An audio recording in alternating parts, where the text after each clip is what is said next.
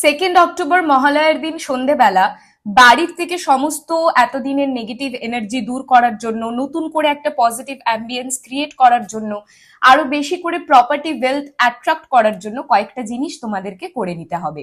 সেগুলো কি? সবার ফার্স্টে তো গঙ্গা জল দিয়ে পুরো ঘর তোমাদের শুদ্ধ করে নিতে হবে, ছিটিয়ে ছিটিয়ে সব জায়গায়। সেকেন্ড হচ্ছে বাড়ির প্রতিটা কোণে কোণে ভালো করে তোমাদের কিন্তু ধুনোর ধোঁয়া দিতে হবে অবশ্যই।